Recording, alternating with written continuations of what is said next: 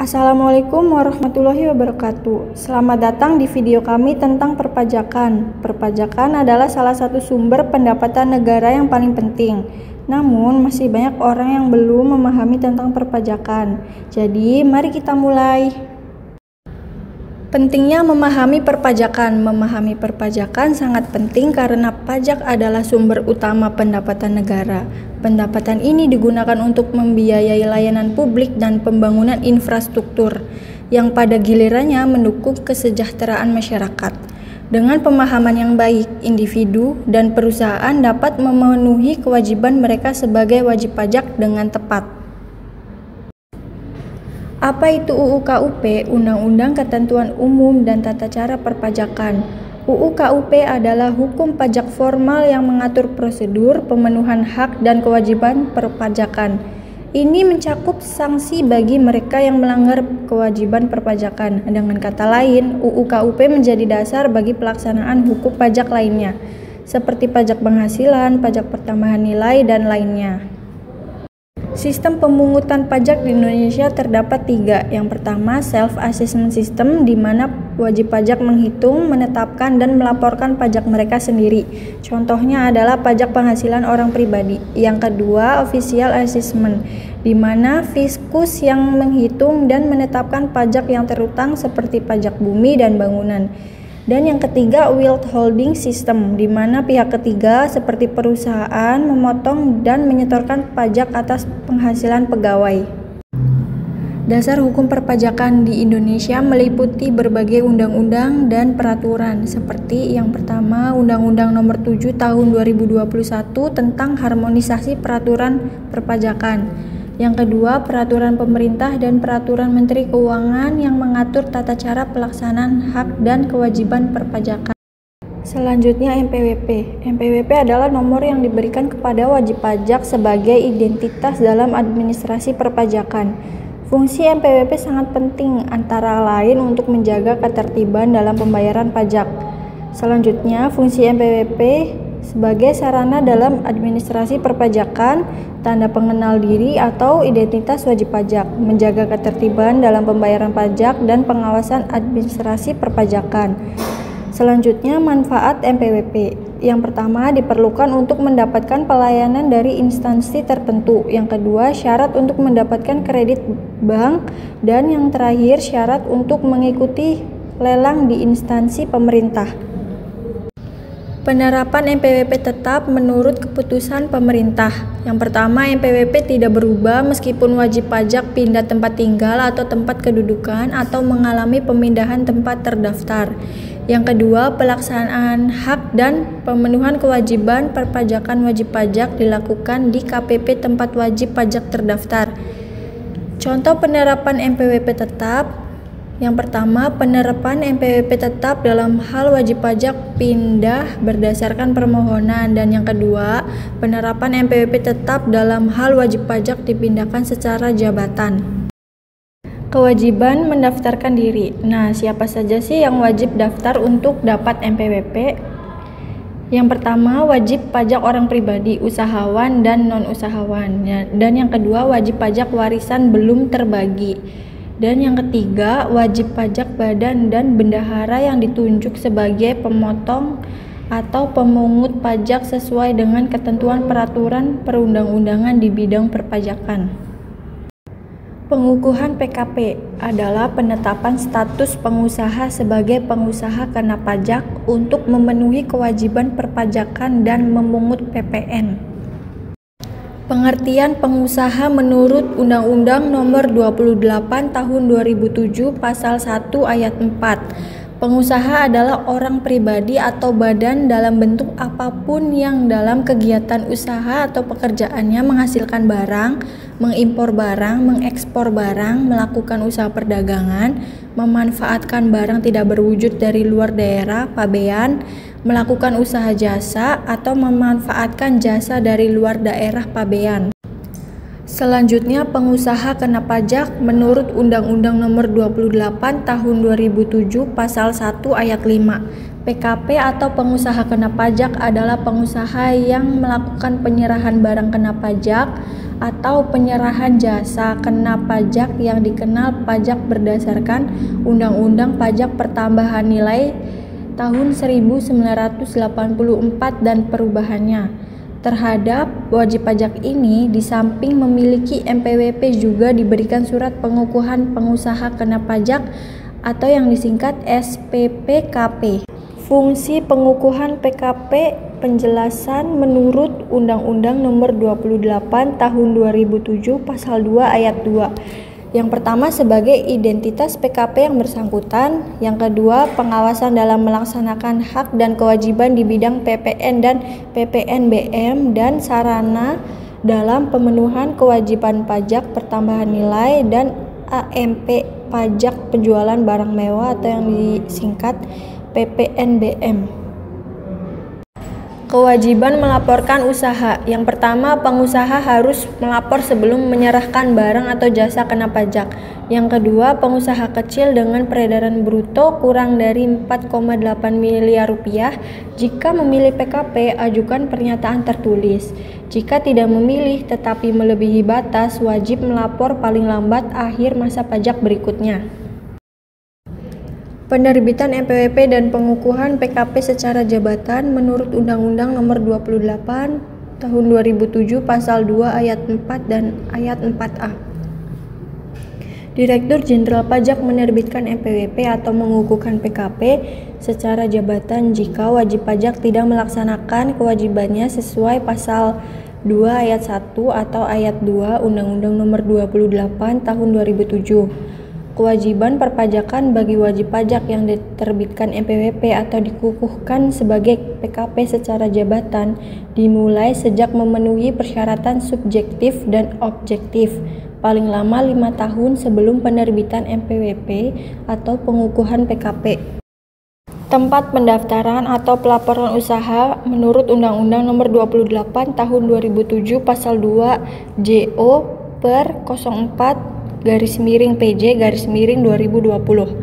Yang pertama, wajib pajak orang pribadi mendaftar di kantor pelayanan pajak KPP sesuai tempat tinggal.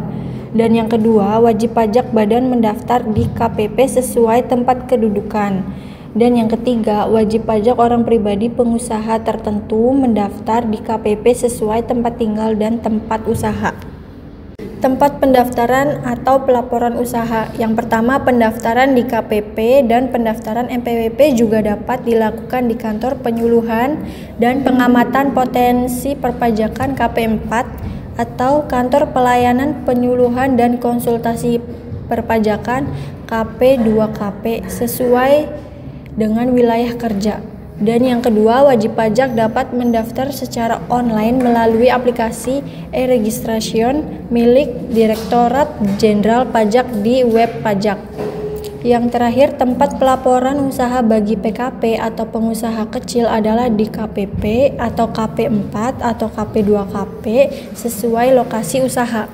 Tempat pendaftaran bagi wajib pajak tertentu atau pelaporan usaha bagi PKP tertentu per 07 PJ 2020 Pasal 2 dan 3. Wajib pajak tertentu mencakup badan usaha milik negara, penanaman modal asing, bentuk usaha tetap, perusahaan masuk bursa, dan perusahaan besar tertentu. KPP wajib pajak besar tergolong menjadi 4. Yang pertama, KPP wajib pajak besar 1 untuk sektor pertambangan dan jasa keuangan. Yang kedua, wajib pajak besar 2 untuk sektor industri dan perdagangan. Yang ketiga, wajib pajak besar 3 untuk sektor BUMN di pertambangan dan industri. Yang keempat, wajib pajak besar 4 untuk BUMN di sektor jasa dan wajib pajak pribadi tertentu. Tempat pendaftaran bagi WP tertentu atau pelaporan usaha bagi PKP tertentu. Di sini ada KPP Jakarta khusus.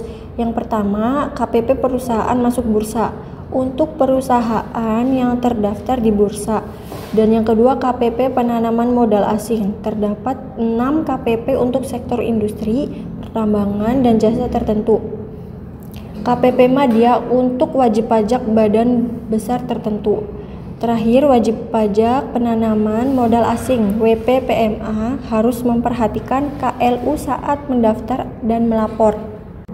Wajib pajak penanaman modal asing harus memperhatikan klasifikasi modal usaha saat mendaftar dan melapor. KPP PMA 1 meliputi industri kimia dan barang galian non-logam seperti industri kertas dan farmasi. KPP PMA 3 mencakup sektor pertambangan dan perdagangan seperti pertambangan minyak dan gas. KPP PMA 4 berfokus pada industri tekstil dan makanan, sedangkan KPP PMA 5 mencakup agribisnis dan jasa. KPP PMA 6 menangani jasa dan perdagangan, termasuk konstruksi dan penyediaan makanan. Demikianlah ringkasan tentang klasifikasi lapangan usaha dan unit KPP PMA. Tata cara pendaftaran atau pelaporan usaha. Yang pertama ada pendaftaran manual. Pendaftaran NPWP dan pengukuhan PKP dapat dilakukan secara manual atau elektronik.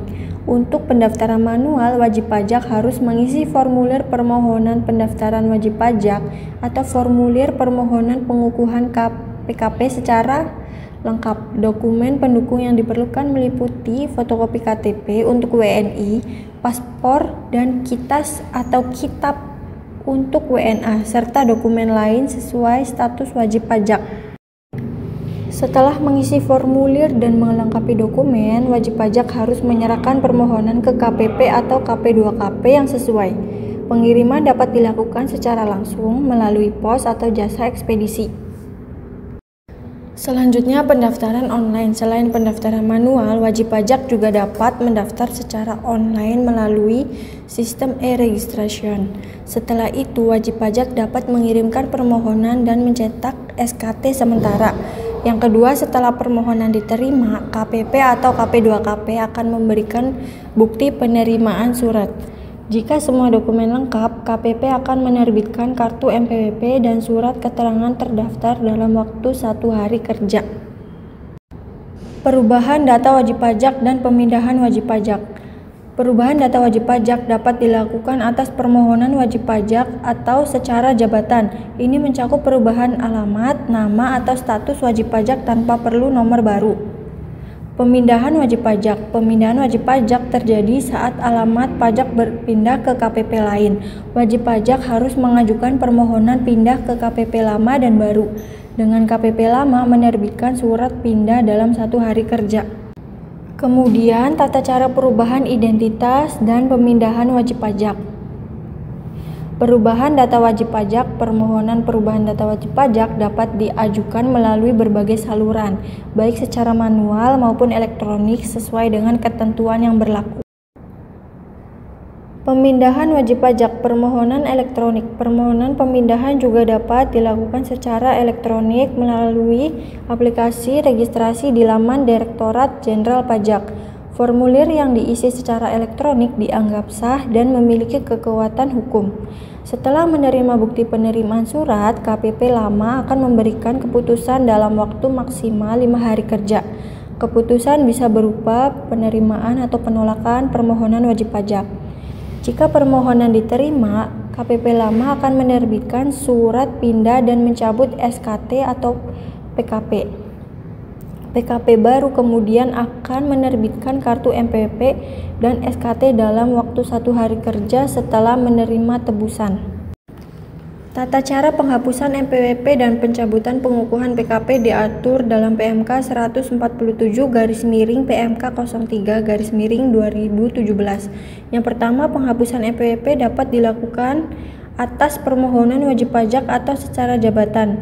Yang kedua, wajib pajak yang tidak memenuhi syarat subjektif dan objektif, seperti meninggal dunia atau tidak lagi menjalankan usaha, dapat mengajukan permohonan penghapusan. Yang ketiga, permohonan ini harus disertai dokumen pendukung yang relevan, seperti surat keterangan kematian atau dokumen yang menunjukkan bahwa wajib pajak tidak lagi beroperasi. Yang terakhir, permohonan disampaikan ke KPP yang sesuai dan KPP akan memproses permohonan dalam waktu yang ditentukan.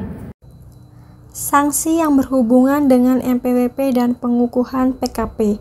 Sanksi yang berhubungan dengan NPWP dan pengukuhan PKP diatur dalam Undang-Undang Nomor 28 Tahun 2007. Setiap orang yang dengan sengaja tidak mendaftarkan diri untuk NPWP atau tidak melaporkan usahanya dapat dikenakan sanksi pidana. Sanksi ini mencakup pidana penjara paling singkat 6 bulan dan paling lama 6 tahun, serta denda paling sedikit 2 kali jumlah pajak terutang yang tidak atau kurang dibayar. Selain itu, jika seseorang melakukan percobaan untuk menyalahgunakan NPWP, mereka juga dapat dikenakan sanksi yang sama. Oleh karena itu, penting bagi wajib pajak untuk selalu memenuhi kewajiban perpajakan mereka. Selanjutnya, tata cara pemberian NPWP untuk orang pribadi yang berstatus sebagai pengurus, komisaris, pemegang saham, atau pegawai diatur dalam Per 16 PJ 2007. Pemberi kerja atau bendaharawan harus membuat daftar nominatif dan mengisi e-NPWP. Kemudian menyampaikannya ke KPP lokasi. Setelah itu, KPP akan menerbitkan NPWP untuk masing-masing orang pribadi yang terdaftar. Proses ini bertujuan untuk mempermudah pendaftaran dan memastikan bahwa setiap individu yang berstatus sebagai pengurus atau pemegang saham memiliki NPWP yang sah untuk memenuhi kewajiban perpajakan. Apa itu surat pemberitahuan tahunan dan apa jenis serta fungsinya? Dasar hukum surat pemberitahuan tahunan di Indonesia meliputi berbagai undang-undang dan peraturan seperti yang pertama, Undang-Undang Nomor 7 Tahun 2021 tentang harmonisasi peraturan perpajakan. Yang kedua, Peraturan Pemerintah Nomor 50 Tahun 2022 tentang tata cara pelaksanaan hak dan pemenuhan kewajiban perpajakan. Pengertian SPT. SPT adalah surat yang digunakan oleh wajib pajak untuk melaporkan perhitungan dan pembayaran pajak, objek pajak, dan harta serta kewajiban sesuai dengan ketentuan perundang-undangan perpajakan. Jenis-jenis SPT. Ada beberapa jenis SPT yang perlu kita ketahui, yaitu yang pertama SPT tahunan pajak penghasilan. SPT ini digunakan untuk melaporkan penghasilan selama 1 tahun pajak. Terdapat 2 bentuk, yaitu wajib pajak orang pribadi dan wajib pajak badan. Yang kedua, SPT massa. SPT ini digunakan untuk melaporkan pajak yang terutang dalam periode tertentu, biasanya bulanan. Contohnya adalah SPT massa PPh pasal 21, PPh pasal 23, dan pajak pertambahan nilai atau PPN. Fungsi SPT itu ada 3. Yang pertama, melaporkan dan mempertanggungjawabkan jumlah pajak yang terutang. Yang kedua, melaporkan penghasilan yang merupakan objek pajak. Yang ketiga, menyampaikan informasi mengenai harta dan kewajiban. Bentuk dan dokumen yang harus dilampirkan dalam SPT. Bentuk SPT tahunan PPh terdiri dari formulir 1770 untuk wajib pajak orang pribadi yang memiliki penghasilan dari usaha atau pekerjaan bebas. Yang kedua, formulir 1770-S untuk wajib pajak orang pribadi yang memiliki penghasilan dari 1 atau lebih pemberi kerja. Bentuk SPT massa PPh biasanya terdiri dari formulir 1721 digunakan untuk melaporkan pemotongan PPh pasal 21, formulir 1721 untuk melaporkan pemotongan PPh pasal 21 bagi pegawai tetap. Bentuk SPT PPN terdiri dari formulir 1111 digunakan untuk melaporkan pajak pertambahan nilai, formulir 1111 DM untuk melaporkan PPN bagi pengusaha yang menggunakan pedoman penghitungan pajak masukan. Dokumen yang dilampirkan ada laporan keuangan, bukti setoran pajak, dokumen lain yang relevan sesuai dengan jenis SPT yang dilaporkan. Pengambilan dan penyampaian SPT. Pengambilan SPT dapat dilakukan di beberapa tempat, yaitu yang pertama kantor pelayanan pajak, yang kedua kantor pelayanan penyuluhan dan konsultasi perpajakan, yang ketiga wilayah Direktorat Jenderal Pajak, yang keempat kantor pusat Direktorat Jenderal Pajak, yang kelima pojok pajak, yang keenam mobil pajak. Selain pengambilan secara fisik, wajib pajak juga dapat mengambil SPT secara elektronik melalui sistem komputer dengan alamat situs Direktorat Jenderal Pajak. Penyampaian SPT. Yang pertama dilakukan secara langsung oleh wajib pajak ke kantor Direktorat Jenderal Pajak, tempat wajib pajak terdaftar. Yang kedua melalui pos dengan bukti pengiriman surat. Yang ketiga dengan cara lain, yaitu melalui perusahaan jasa ekspedisi atau jasa kurir dengan bukti pengiriman surat. Yang keempat, e-filing, yaitu penyampaian SPT secara elektronik. Tanda tangan. Fungsi tanda tangan pada SPT memiliki beberapa fungsi penting. Yang pertama, validasi. Tanda tangan menunjukkan bahwa SPT telah diisi dan disetujui oleh wajib pajak. Yang kedua, tanggung jawab. Dengan mendatangani SPT, wajib pajak menyatakan bahwa informasi yang diberikan adalah benar dan akurat. Yang ketiga, kekuatan hukum. Tanda tangan memberikan kekuatan hukum pada SPT sehingga dapat dipertanggungjawabkan di hadapan hukum. Siapa yang mendatangani SPT? Yang harus mendatangani SPT yaitu wajib pajak orang pribadi harus mendatangani SPT sendiri. Selanjutnya, wajib pajak badan. SPT harus ditandatangani oleh pengurus atau direksi. Jika ditandatangani oleh kuasa wajib pajak, harus dilampiri dengan surat kuasa khusus. SPT dianggap tidak disampaikan. Yang pertama, SPT tidak ditandatangani oleh wajib pajak sesuai Pasal 3 Ayat 1 Undang-Undang KUP. Yang kedua, SPT yang menyatakan lebih baik disampaikan setelah 3 tahun sesudah berakhirnya bagian tahun pajak dan wajib pajak telah ditegur secara tertulis. Yang ketiga, SPT disampaikan setelah Direktur Jenderal Pajak melakukan pemeriksaan bukti permulaan secara terbuka atau menerbitkan surat ketetapan pajak.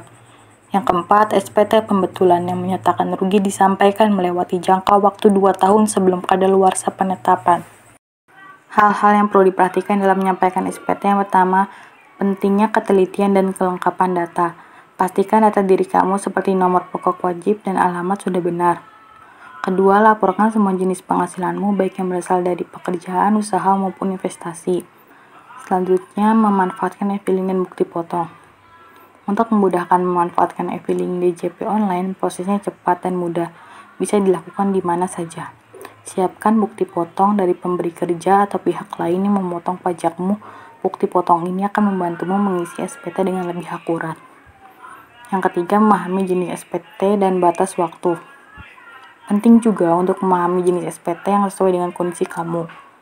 Batas waktu pelaporan SPT tahunan adalah 31 Maret untuk wajib pajak orang pribadi dan 30 April untuk wajib pajak badan. Batas waktu penyampaian SPT yaitu untuk SPT masa paling lama 20 hari setelah akhir pajak. Yang kedua, SPT tahunan pajak penghasilan wajib pajak orang pribadi paling lama 3 bulan setelah akhir tahun pajak. Yang ketiga, untuk SPT tahunan pajak penghasilan wajib pajak badan paling lama 4 bulan setelah akhir tahun pajak.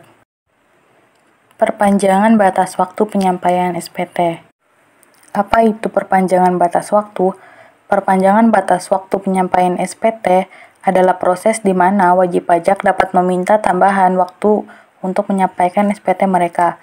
Hal ini biasanya dilakukan jika wajib pajak mengalami kesulitan dalam menyusun laporan pajak tepat waktu. Syarat permohonan perpanjangan. Yang pertama, permohonan tertulis. Yang kedua, alasan yang jelas. Yang ketiga, bukti pendukung. Sanksi keterlambatan penyampaian SPT. Jika wajib pajak terlambat dalam menyampaikan SPT, mereka akan dikenakan sanksi administrasi. Sanksi ini berupa denda yang bervariasi tergantung pada jenis pajak dan lama keterlambatan. Pasal 3 Ayat 4 UU PPH dikenakan sanksi administrasi berupa denda sebesar yang pertama 500.000 untuk SPT masa pajak pertahanan nilai. Yang kedua 100.000 rupiah untuk SPT masa lainnya. Yang ketiga 1 juta rupiah untuk SPT tahunan pajak penghasilan wajib pajak badan. Yang keempat 100.000 rupiah untuk SPT tahunan pajak penghasilan wajib pajak orang pribadi. Wajib pajak dengan kriteria tertentu yang dapat melaporkan beberapa masa pajak dalam satu SPT masa. Kriteria wajib pajak yang dapat melapor ada wajib pajak usaha kecil, yaitu wajib pajak orang pribadi yang menjalankan usaha dengan peredaran bruto tidak lebih dari 600 juta per tahun. Yang kedua, wajib pajak badan yang 100% dimiliki oleh warga negara Indonesia dengan peredaran usaha tidak lebih dari 900 juta per tahun. Selanjutnya, wajib pajak di daerah tertentu. Wajib pajak yang tempat tinggal atau kegiatan usahanya berada di daerah tertentu yang ditetapkan oleh Direktur Jenderal Pajak. Manfaat melaporkan beberapa masa pajak dalam satu SPT. Yang pertama, efisiensi waktu. Wajib pajak tidak perlu mengisi dan mengirimkan SPT untuk setiap masa pajak secara terpisah. Yang kedua, penghematan biaya.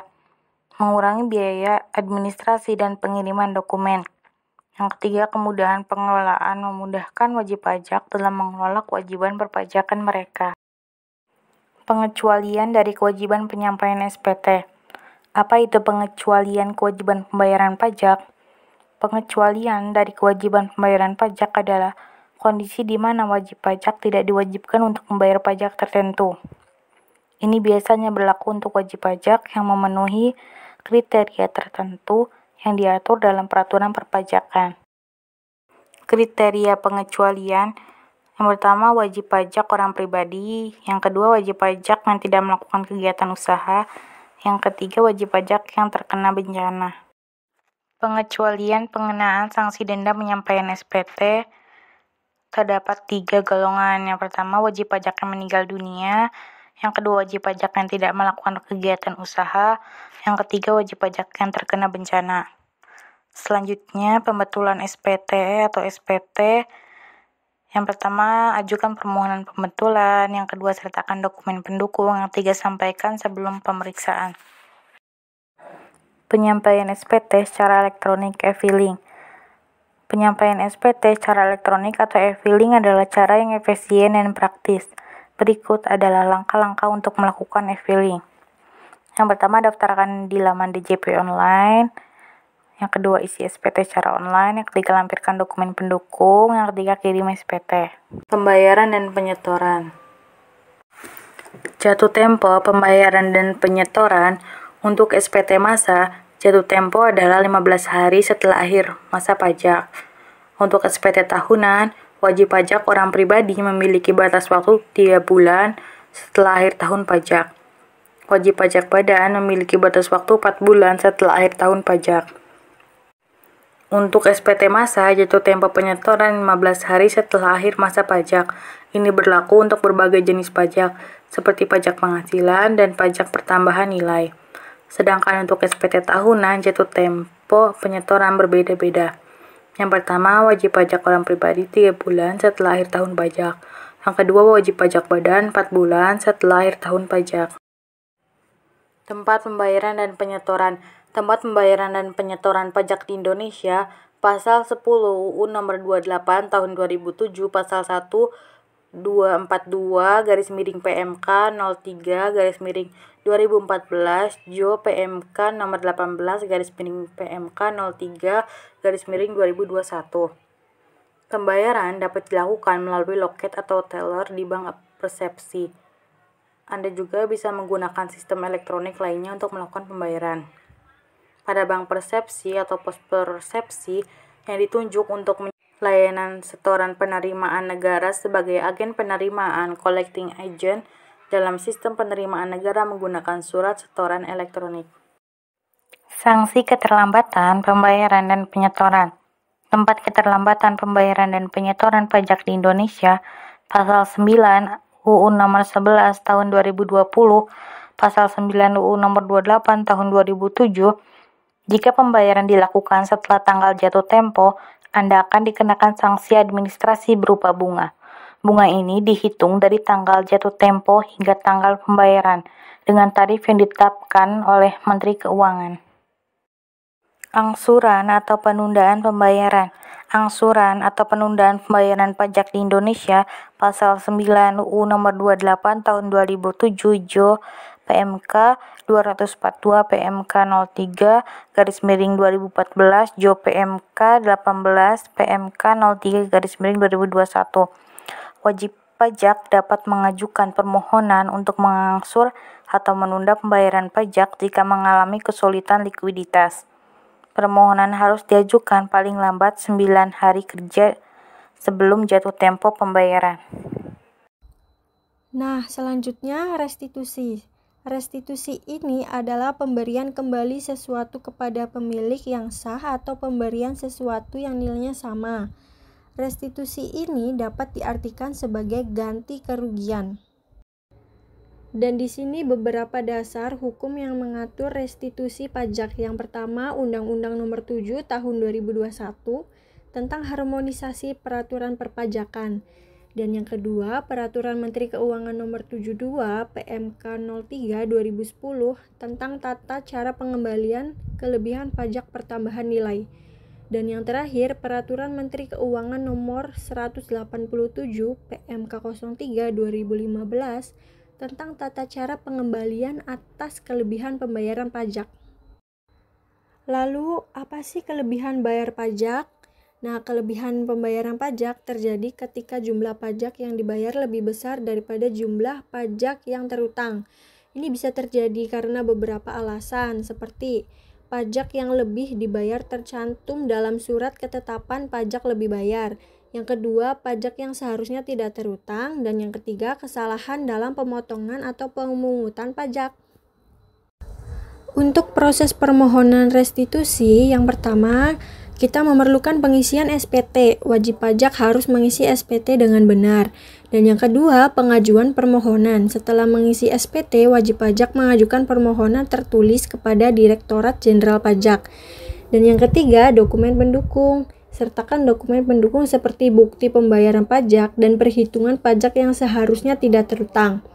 Setelah diajukan permohonan tersebut, Direktorat Jenderal Pajak akan melakukan pemeriksaan. Prosesnya meliputi memeriksa kelengkapan dokumen, memastikan kebenaran perhitungan pajak, dan yang terakhir mengeluarkan surat ketetapan pajak lebih bayar jika permohonan disetujui. Dalam jangka waktu pengembalian kelebihan pembayaran pajak ditetapkan paling lama 1 bulan setelah permohonan diterima. Jika pengembalian terlambat, wajib pajak berhak mendapatkan imbalan bunga sesuai ketentuan yang berlaku. Imbalan bunga diberikan jika pengembalian kelebihan pembayaran pajak dilakukan setelah jangka waktu 1 bulan. Besar imbalan bunga dihitung berdasarkan tarif yang ditetapkan oleh Menteri Keuangan. Berdasarkan Pasal 11 Undang-Undang Nomor 11 Tahun 2020, Pasal 11 Undang-Undang Nomor 28 Tahun 2007, apabila pengembalian kelebihan pembayaran pajak dilakukan setelah jangka waktu 1 bulan, pemerintah memberikan imbalan bunga sebesar bunga per bulan yang ditetapkan oleh Menteri Keuangan atas keterlambatan pengembalian kelebihan pembayaran pajak. Dihitung sejak batas waktu berakhir sampai dengan saat dilakukan pengembalian kelebihan pembayaran pajak. Kemudian, penetapan dan ketetapan pajak adalah istilah yang berkaitan dengan proses perhitungan, penetapan, dan penerbitan keputusan terkait pajak oleh otoritas pajak. Penetapan yaitu otoritas pajak seperti Direktorat Jenderal Pajak di Indonesia menentukan jumlah pajak yang harus dibayar oleh wajib pajak. Ketetapan pajak yaitu dokumen resmi yang dikeluarkan oleh otoritas pajak untuk menentukan jumlah pajak yang harus dibayar. Ada 5 jenis penetapan dan ketetapan pajak. Yang pertama, surat tagihan pajak (STP). Yang kedua, surat ketetapan pajak kurang bayar (SKPKB). Yang ketiga, surat ketetapan pajak kurang bayar tambahan (SKPKBT). Yang keempat, surat ketetapan pajak lebih bayar (SKPLB). Dan yang terakhir, surat ketetapan pajak nihil (SKPN). Dari 5 jenis penetapan dan ketetapan pajak yang tadi kita sebutkan, STP, surat tagihan pajak, adalah surat untuk melakukan tagihan pajak atau sanksi administrasi berupa bunga atau denda. Lalu SKPKB, surat ketetapan pajak kurang bayar, adalah surat ketetapan pajak yang menentukan besarnya jumlah pokok pajak, jumlah kredit pajak, jumlah kekurangan pembayaran pokok pajak, besarnya sanksi administrasi, dan jumlah pajak yang masih harus dibayar. Kemudian SKPKBT, surat ketetapan pajak kurang bayar tambahan, adalah surat ketetapan pajak yang menentukan tambahan atas jumlah pajak yang telah ditetapkan. Jumlah kekurangan pajak yang terutang dalam SKPBT ditambah dengan sanksi administrasi. SKPLB, surat ketetapan pajak lebih bayar, adalah surat ketetapan pajak yang menentukan jumlah kelebihan pembayaran pajak karena jumlah kredit lebih besar daripada jumlah pajak yang terutang atau seharusnya tidak terutang. SKPN, surat ketetapan pajak nihil, adalah surat ketetapan pajak yang menentukan jumlah pokok pajak sama besarnya dengan jumlah kredit pajak atau pajak tidak terutang dan tidak ada kredit pajak. Utang pajak dan penagihan. Dasar hukumnya, yang pertama, Undang-Undang Nomor 7 Tahun 2021 tentang Harmonisasi Peraturan Perpajakan. Yang kedua, Undang-Undang Nomor 19 Tahun 2000 tentang Penagihan Pajak dengan Surat Paksa. Yang ketiga, Peraturan Menteri Keuangan Nomor 24/PMK 03/2008 tentang tata cara pelaksanaan penagihan dengan surat paksa dan pelaksanaan penagihan seketika dan sekaligus. Dasar penagihan. Pasal 18 UU Nomor 28 Tahun 2007. A. Surat tagihan pajak. B. Surat ketetapan pajak kurang bayar. C. Surat ketetapan pajak kurang bayar tambahan. D. Surat keputusan pembetulan yang menyebabkan jumlah pajak yang masih kurang dibayar bertambah. Pada dasarnya besarnya utang pajak dihitung sendiri oleh wajib pajak. Penagihan seketika dan sekaligus. Pasal 20 UU Nomor 28 Tahun 2007 JO PMK 24/PMK 03/2008 JO PMK 85/PMK 03/2010. Penagihan seketika dan sekaligus adalah tindakan penagihan pajak yang dilaksanakan oleh jurusita pajak kepada penanggung pajak tanpa menunggu tanggal jatuh tempo pembayaran yang meliputi seluruh utang pajak dari semua jenis pajak, masa pajak, dan tahun pajak. Hak mendahului piutang pajak. Pasal 21 UU Nomor 28 Tahun 2007. Hak mendahului adalah hak negara sebagai kreditur priven yang dinyatakan mempunyai hak mendahului atas barang-barang milik penanggung pajak yang akan dilelang di muka umum. Ketentuan tentang hak mendahului meliputi pokok pajak, sanksi administrasi berupa bunga, denda, kenaikan, dan biaya penagihan pajak. Daluarsa penagihan. Pasal 22 UU Nomor 28 Tahun 2007. Hak untuk melakukan penagihan pajak termasuk bunga, denda, kenaikan, dan biaya penagihan pajak daluarsa setelah melampaui waktu 5 tahun terhitung sejak penerbitan surat tagihan pajak, surat ketetapan pajak kurang bayar, serta surat ketetapan pajak kurang bayar tambahan dan surat keputusan pembetulan, surat keputusan keberatan, putusan banding, serta putusan peninjauan kembali. Gugatan. Pasal 23 UU Nomor 28 Tahun 2007. Untuk melaksanakan azas keadilan, wajib pajak diperkenakan untuk melakukan gugatan terhadap yang pertama, pelaksanaan surat paksa, surat perintah melaksanakan penyitaan atau pengumuman lelang. Yang kedua, keputusan pencegahan dalam rangka penagihan pajak. Yang ketiga, keputusan pelaksanaan keputusan perpajakan lainnya. Yang keempat, penerbitan surat ketetapan pajak atau surat keputusan keberatan yang tidak sesuai prosedur. Penghapusan piutang pajak. Pasal 24 Nomor 28 Tahun 2007 JO 68/PMK 03/2012. Untuk melaksanakan azas keadilan, wajib pajak diperkenankan untuk melakukan gugatan terhadap yang pertama, pelaksanaan surat paksa, surat perintah melaksanakan penyitaan atau pengumuman lelang. Yang kedua, keputusan pencegahan dalam rangka penagihan pajak. Yang ketiga, keputusan pelaksanaan keputusan perpajakan lainnya. Yang keempat, penerbitan surat ketetapan pajak atau surat keputusan keberatan yang tidak sesuai prosedur. Itulah pembahasan yang bisa kami sampaikan. Semoga bisa menambah wawasan. Sekian video dari kami. Terima kasih sudah menonton. Semoga bermanfaat. Wassalamualaikum warahmatullahi wabarakatuh.